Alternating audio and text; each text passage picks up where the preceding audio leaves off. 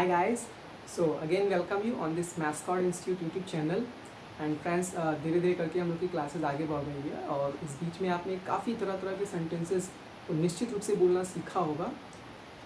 सिर्फ बोलना नहीं सीखा होगा बल्कि मैं उम्मीद करता हूँ कि आप उसको अपने डेली लाइफ में किस तरह से उसको बेहतर सेंस के साथ इस्तेमाल करना है ज़रूर आप प्रैक्टिस कर रहे होंगे। तो इसी क्रम में आज मैं एक बार फिर से आपके साथ बहुत अच्छी ग्रामर को लेकर बात करने चल रहा हूँ और आज मैं आपसे बात करूँगा गोइंग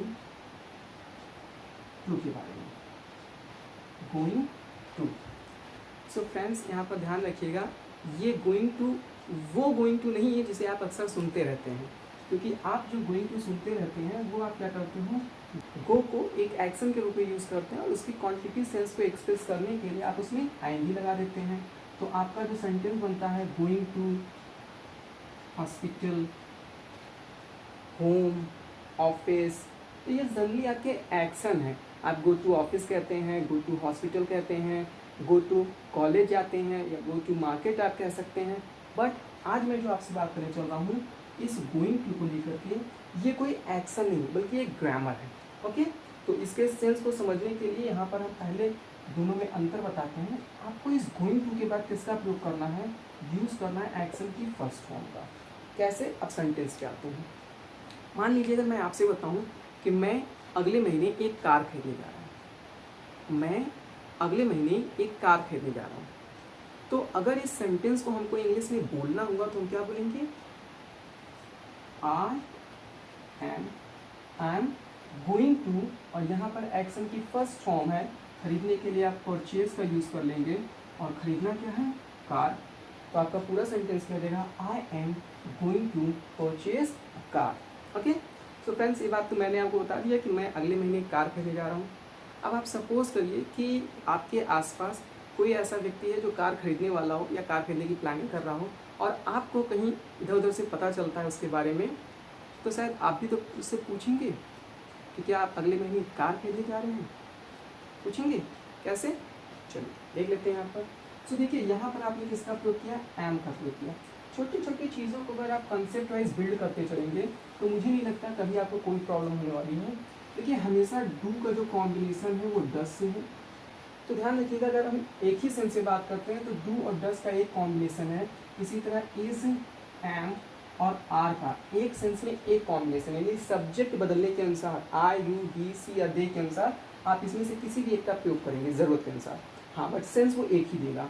और इसी तरह हैव और हैज़, इसका एक टर्म है, इसका एक सेंस है। ओके, तो जब आपने देखा यहाँ पर हमने एम का प्रयोग किया और आप क्वेश्चन सामने वाले से करते हैं, सामने वाला कौन होता है, यू, तो आपको क्वेश्चन करने के लिए किसका प्रयोग करना होगा, आर का प्रयोग करेंगे। अब आपका पूरा सेंटेंस यहाँ क्या बनने वाला है, are you going to action first form, are you going to purchase a new car. अभी बात है अगले महीने, तो आप यहाँ समय भी ऐड कर दीजिए। समय ऐड करने के लिए मैं यहाँ पर आपके ऊपर छोड़ देता हूँ, आप क्या लगाना चाहते हैं। अब पूरा क्वेश्चन क्या देगा, are you going to purchase a car next month. हाँ, जिस व्यक्ति से आपने ये क्वेश्चन किया अगर वो रियली अगले महीने कार खरीदने जा रहा होगा तो आपको बताएगा yes I am going to purchase a car next month. But अगर ये इन्फॉर्मेशन रॉन्ग है और आपको गलत सूचना मिली है तो भी बताएगा no I am not going to action first form, I am not going to purchase a car next month. Okay,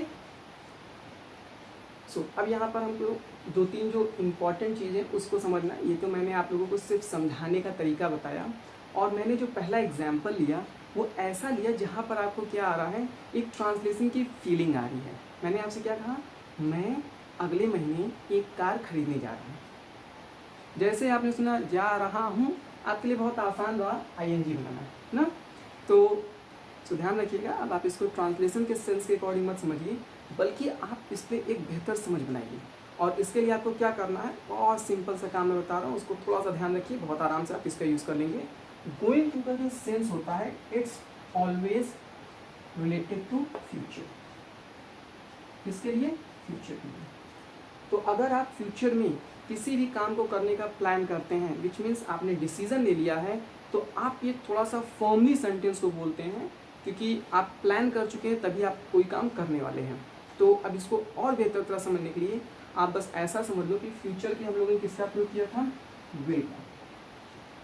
so going to को आप विल का सब्स्टिट्यूट समझ सकते हैं, यानी इसका अल्टरनेट। आप ऐसा कोई भी सेंटेंस जो फ्यूचर में बोलना चाहते हैं और आप उसको I will action first form लगा के बोलते हैं, वहाँ पर आप I am going to action first form का प्रयोग करके बोल सकते हैं।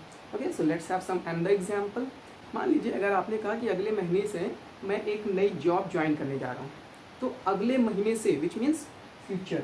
अब आप नॉर्मल सेंटेंस क्या बोलते हैं, I will join job from next month. क्या बोलेंगे, I will join a new job from next month. आप उसको और अच्छे से शॉर्ट फॉर्म में बोल दीजिए, I join a new job from next month. Okay, अब आप चाहें तो इसे ऐसे भी बोल सकते हैं, I am going to join a new job from next month. I am going to join a new job from next month. आपने अपने किसी फ्रेंड से कहा चलो ठीक है कल मिलते हैं, कल मिलते हैं। आप हिंदी सेंटेंस से बिल्कुल मत जाइए, आप एक अपने आप में एक सेंस डेवलप करिए कि क्या प्रेजेंट है, जो बीत चुका है वो पास्ट है, और जो आने वाला है वो फ्यूचर है। तो जब हम लोग कहते हैं कल मिलते हैं, नेचुरल सेंस है, क्या हिंदी सेंटेंस है कोई फर्क नहीं पड़ता, बट ये कल आने वाला समय, और आने वाले समय के लिए आप क्या प्रयोग करते हैं, विल का। तो आप क्या बोलते हैं, I will meet you tomorrow. अब आप ऐसे मिल सकते हैं, I am going to meet you tomorrow. Okay, अब इसमें हम लोग थोड़ा सा एक कम्युनिकेशन पार्ट डेवलप करते हैं, जो आप जनरली इस तरह के सेंटेंसेस में देखेंगे कि लोग इसी सेंस को बोलने के लिए गोइंग टू का प्रयोग नहीं करते हैं। इस चीज़ को लोग बोलने के लिए किसका प्रयोग करते हैं, गोइंग टू को शॉर्ट फॉर्म बोलते हैं गोना। क्या बोलते हैं, गोना। ओके, सो अगर यहाँ पर हम लोग गोइंग टू को शॉर्ट फॉर्म में गोना कर दे रहे हैं, बिल्कुल जैसे अगर आपने लास्ट डे की क्लास देखा था तो हम लोगों ने क्या किया था, वॉन्ट टू को वाना कर दिया था, और वाना के बाद हम सीधे एक्शन की फर्स्ट फॉर्म लाते थे, विच मीन्स कि यहाँ पर हमको टू का जरूरत नहीं है। इसी तरह जब आप गोना का प्रयोग कर रहे हैं तो टू को आपने हटा दिया और सीधे आप एक्शन की फर्स्ट फॉर्म लाइए। यही क्वेश्चन जो अभी आपने पूछा कि I you going to purchase a new car next month, अब आप इसको ऐसे पूछ सकते हैं, I you gonna purchase a new car next month. So शायद आपको आंसर मिलेगा, yes I am gonna purchase a new car next month, otherwise no I am not gonna purchase a new car next month. आप बहुत से बात देखते हैं लोग इस तरह के सेंटेंस बोलते रहते हैं। अगर किसी को किसी से इंट्रोड्यूस कराना होता है तो बोलते हैं ना, now I am gonna introduce you mister टैस टैस टैस, या I am gonna inform you, जो भी बातें बताना होता है। तो इसको थोड़ा सा समझिए। सो अब यहाँ पर थोड़ी सी और बात को समझिए। अगर हम इसमें फ्यूचर का कोई टाइम ऐड करते हैं तो आपको एक क्लियर सेंस मिल जाता है कि ये फ्यूचर में किस समय काम के होने की बात हो रही है। जैसे मैंने कार खरीदने की बात कहा और नेक्स्ट मंथ लगा दिया तो आपको क्लियर पता चल गया कि नेक्स्ट मंथ जो है कार खरीदने की चर्चा हो रही है। या अगर किसी ने कहा कि नेक्स्ट ईयर मैं अपने घर में शिफ्ट हो जाऊँगा, विच मीन्स अपने पर्सनल घर में शिफ्ट हो जाऊँगा, सो आप क्या बोलेंगे, आई am gonna settle in my own house next year. लेकिन बहुत से बार आप देखेंगे कि जब लोग समय ऐड नहीं करते हैं तो वो हो सकता है प्रॉब्ली फ्रॉम नेक्स्ट मोमेंट। अब आप 5 मिनट 10 मिनट या समय के अनुसार आधे घंटे 1 घंटे का भी समय हो सकता है, उस बीच वो काम करने की चर्चा कर रहे हैं। वो सिचुएशन पे डिपेंड करता है, जो कि जब बोलेंगे लोग तो आप बहुत अच्छे से उसको प्रैक्टिस समझेंगे। जैसे मैंने भी 2 सेंटेंस बोला, आई am gonna introduce you mister dash dash dash, which means अब इनको 2-4 लाइन उनके बारे में जो भी कुछ और कहना होगा उसको कहने के बाद ज़रूर आपको मिलवाएंगे। जनरली आप देखते हैं स्टेज वगैरह पे इस तरह से लोग लोगों को इंट्रोड्यूस कराते हैं, या ऑफिस वगैरह में लोग इस तरह से लोगों को इंट्रोड्यूस कराते हैं। ओके, इसी तरह अगर कोई कहता है, now I am gonna inform you, which means the next moment he is gonna inform you about something which is going to be revealed. तो ऐसे में ध्यान रखिएगा। कभी कभी आप देखते हैं घर में क्या होता है, कुछ गेस्ट आते हैं, और जब गेस्ट आते हैं तो घर के जो फैमिली मेम्बर्स होते हैं बैठकर बातचीत कर रहे होते हैं। हो सकता है उसी बीच कोई एक फैमिली मेम्बर उठ करके जाने लगता है और कोई पूछता वेयर आई गोइंग, तो ये बताते हैं wait I am gonna make tea, I am gonna make tea, which means आप चाय बनाने जा रहे हैं। तो वो काम नेक्स्ट मोमेंट पर भी हो सकता है, या कभी कभी रेस्ट ऑफ डे, या जैसा कि मैंने बताया समय कुछ भी होगा, लेकिन अगर वो डिस्क्लोज नहीं किया गया है तो आप सेंटेंस के और सिचुएशन के आधार पर बहुत बेहतर तरह से इस बात को समझेंगे। हो सकता है आपका कोई फ्रेंड आपको मॉर्निंग में कॉल करे और आपसे पूछिएगा what I gonna do today, तो अब आप हो सकता है उसको बताएं, no I am not gonna do anything very special, but yeah obviously just I am gonna do shopping today. So which means अब आप शॉपिंग पे जाएंगे। कब जाएंगे? 11 बजे जाते हैं, 12 बजे जाते हैं, इवनिंग में जाते हैं, ये नहीं फिक्स है, बट आपने आज के रूटीन में इसको बिल्ड किया है। तो सिचुएशन पर समय लगाना ना लगाना वो प्रैक्टिकल कम्युनिकेशन में जो होता है वो बहुत ज़रूरी नहीं होता है, क्योंकि जब आप टाइम की क्लियर करना चाहते हैं तो ऐड करते हैं, जब उसकी ज़रूरत नहीं महसूस होती तो आपको टाइम लगाने की ज़रूरत नहीं होती है। सो अब हम लोग बहुत से ऐसे क्वेश्चन कर सकते हैं। तो आपको अब अपने एक बेसिक कंसेप्ट को क्लियर करना है, और साथ ही साथ अब आपको अपने कम्युनिकेशन में समय के साथ साथ अगर आप एक स्टैंडर्ड सेट करना चाहते हैं तो नई चीज़ों को पुरानी चीज़ों से रिप्लेस करना सीखिए। मैंने तो आपको बहुत सिंपली बता दिया है कि जो भी चीज़ आप दिल से बोलते हैं, जितने भी सेंटेंस, वहाँ पर आप गोइंग टू मीन होना का प्रयोग करके बोल सकते हैं। मान लीजिए मैं आपसे पूछूं will you speak good English in future, will you speak good English in future, ऐसे बोल सकता हूँ, I gonna speak good English in future. So आप भी शायद बताएंगे yes definitely I am gonna speak good English in future. अगर आपको लगता है no you are not capable of speaking good English and you are not thinking to be, so which simply means no I am not gonna speak a good English in future. आप भी अक्सर किसी से देखते हैं company में काम कर रहा है, बहुत परेशान चल रहा है, वर्कलोड ज़्यादा है, सैलरी इशूज़ है, बॉस के साथ ट्रेनिंग अच्छी नहीं है। सो ऐसे में आप भी कभी कभी डिस्कस करते हैं what I thinking I gonna switch the job. So हो सकता है वो बताइए यस आई एम थिंकिंग। अब कहता है अगर I am thinking which means it's not clear, so वो नहीं कह सकता है गोना स्विच द जॉब, क्योंकि अभी भी वो क्या है, वो डिलेमा में है, विच मीन्स कि वो कन्फ्यूज़न में है। अगर वो श्योर हैं तभी ऐसे सेंटेंस बोलेंगे yes I am gonna switch the company. या अगर इसी बात को लेकर श्योरिटी है कि यार इस रिसेशन के समय में कहाँ हमको जॉब मिलने वाली है कि हम ये छोड़कर दूसरी ले लें, तो शायद आपको बताएगा no I am not gonna switch the company. Okay, so इस तरह से अब आप बहुत तरह से सेंटेंस यूज़ कर सकते हैं। हाँ, अगर आप किसी और के लिए बात करना चाहें तो किसी और के लिए हम लोग देखते हैं कि जब हम किसी और की बात करते हैं तो किसी और के लिए किसका प्रयोग करते हैं, ही का प्रयोग करते हैं, और ही के साथ किसका प्रयोग होता है, इज का। तो क्वेश्चन क्या होगा, is he gonna action first form. आपको लगता है कि वो किसी काम को करना चाह रहा है, yes is gonna action first form, और नहीं करने जा रहा है तो no he isn't gonna action first form.